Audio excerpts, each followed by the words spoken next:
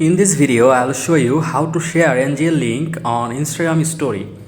So for doing that, we have to install the NGL application from the Play Store. And when we open the app, we need to enter our Instagram username so that the NGL application generates us a link with our username.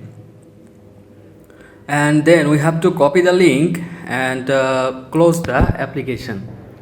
And then we have to open the Instagram application and make a story by tapping on your story option and select a random photo from here, and you can use your photo or any random photos.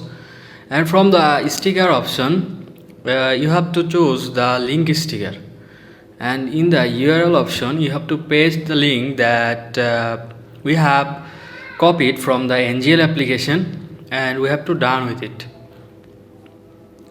And after that, this will generate us a link on Instagram story, and now we have to just post the story. And here is how you can share the NGL link on Instagram story. Thank you.